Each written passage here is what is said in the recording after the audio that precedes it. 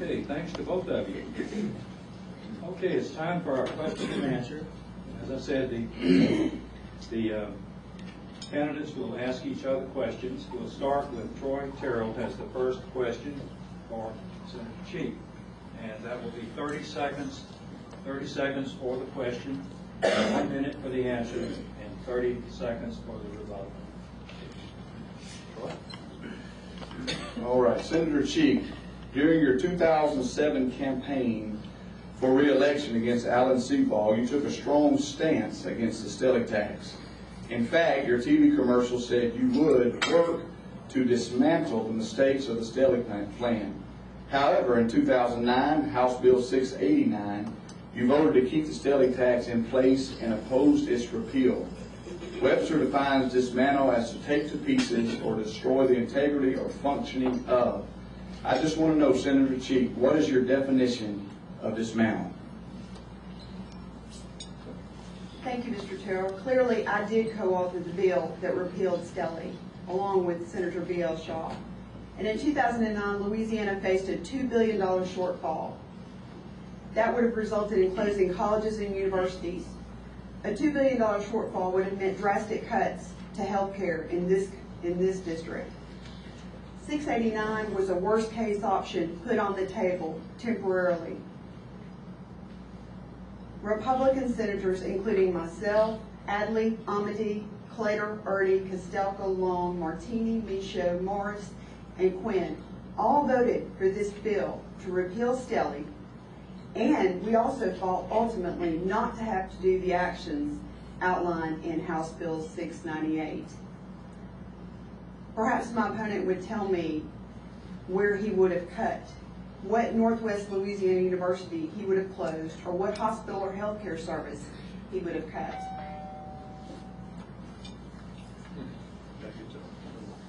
Okay. In Senate Bill 87, you added your name as a co-sponsor, like she said. She is correct, to Buddy Shaw's bill to eliminate the Stelly tax in 2008. But in 2009, House Bill 689, you tried to give the Stelly tax kind of like a CPR by preventing its appeal and extending it for 3 more years. Your vote to reinstate Stelly is irrefutable. And I would advise everyone to just, in your package, to look at House Bill 689. Thank you.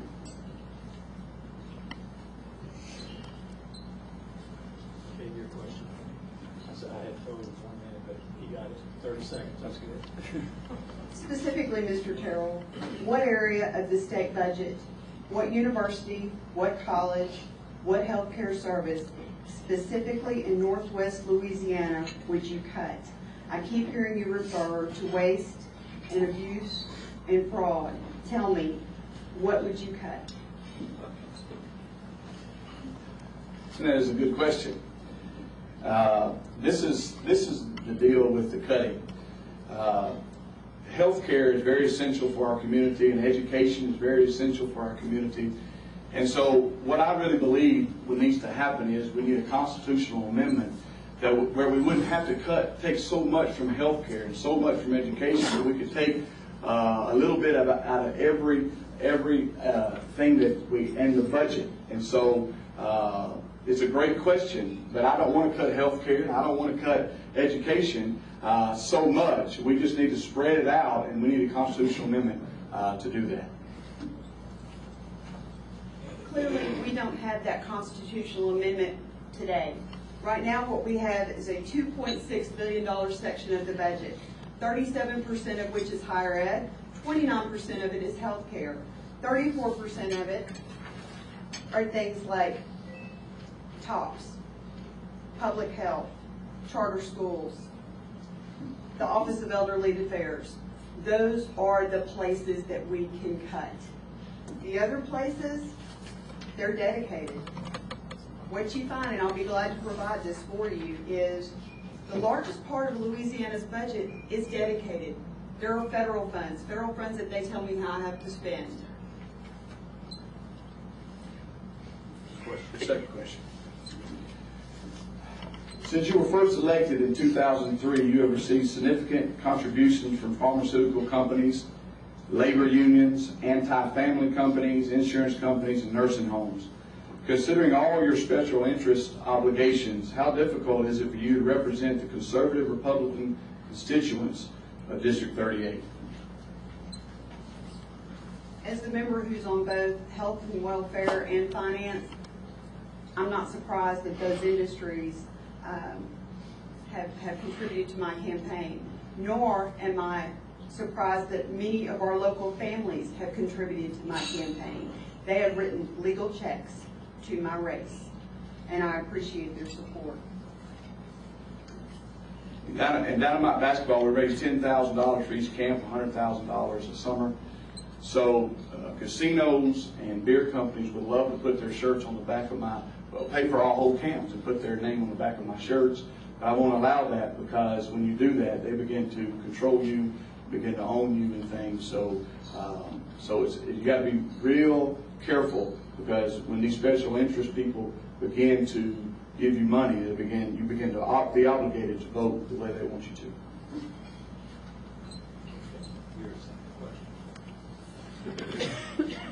Mr. Terrell, unfortunately, your campaign has made repeated robocalls into my district, falsely accusing me of supporting a pay raise for myself. Clearly, the record shows that I voted against a legislative pay raise, every single time. Can you explain that?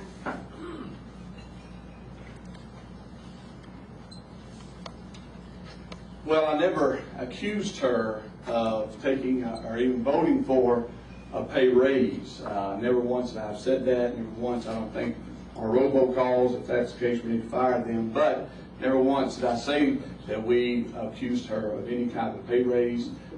We have accused her of voting for a lifetime health insurance and other things, but never on pay raise. Mr. Terrell, it's unfortunate that your campaign has chosen to continue these false attacks. Repeatedly, I've gotten calls from constituents, one to my own family, making those accusations. In light of your record, referred to in the Shreveport Times today, I really believe that's unfortunate. Okay, that was what we had in the second, and you can go with the third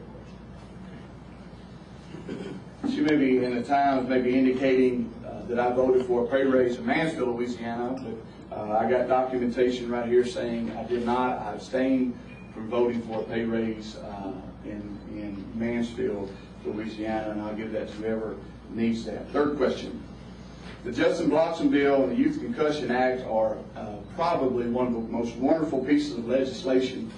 I believe that you deserve the utmost praise for that, because she's the one who started that tragic, got the ball rolling. Her, I think, and Representative Burford up here.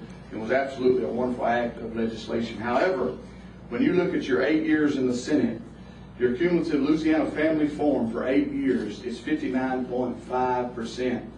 I brought a 60 home to my mom and daddy one time, and they grounded me. My mom used to ground me when I brought home raised like that. Senator Cheek, my question is, what assurance do we have that you are truly pro-family and not just playing politics with your voting patterns over the last 2 years? I think my defense of families and my defense of the unborn and my defense of the elderly, clearly. Now, I will tell you, science has changed today. What we thought in 2006 is not what we believe today. I have spent hours with medical ethicists, hours dissecting bills, hours making sure that the language was right, to make sure that what we passed and what we enact protects patients and protects life, including transplants. Well, the fact remains you have a history of voting anti-family. In your first session in Louisiana Family Forum, according to them, your rating was 13% in 2004. You reported other ratings like 33% in 2006. I'm just pointing out what has been shown over the time that you've been a senator.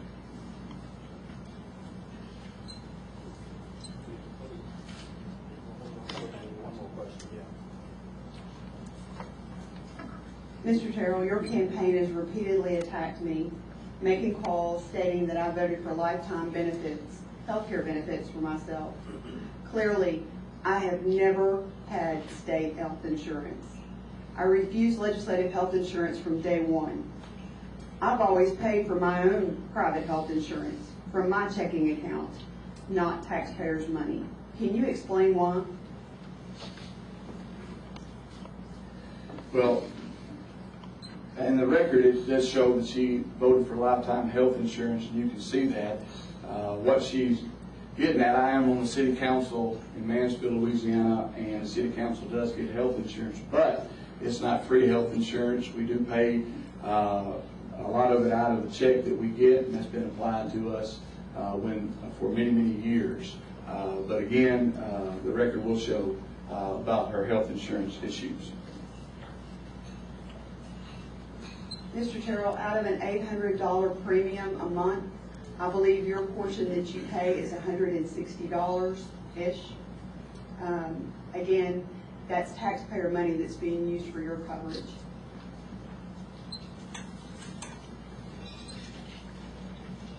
Okay, good.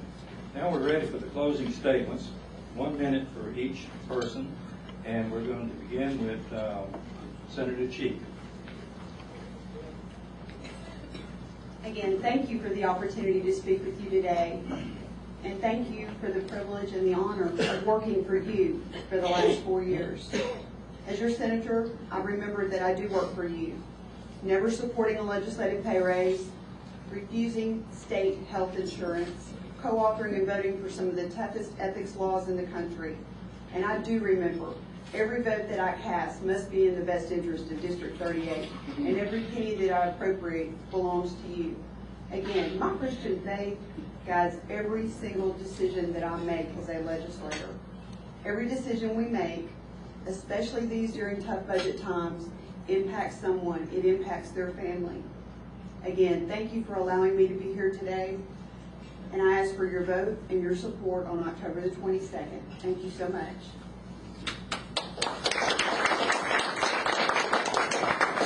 My dad and I used to listen to Jerry Clower. Some of the older ones know who that is. And they used to say, Jerry Clower used to say, people just don't have any walking around sense. And it seems like our legislature, many of them today, don't have any walking around sense because things are logical to us. Things are logical to the constituents. Why do you vote like this? Why do you do this? And I want to listen to you. And I want, listen, when you call me, I'm going to call you back because I work for you. I'm a public servant. I've been a public servant 20 years. I'm on call all the time, and I'll work for you. Winston Churchill said this, you know why a bulldog nose is sloped up? So you can breathe and fight at the same time. I believe you need a state senator that will breathe and fight and stand for the right things at the same time. We need to have the heart of a champion, and we need somebody who will stand up for our Christian values and fight for our conservative principles. Thank you so much. October 22nd, vote for Troy Terrell. Thank you.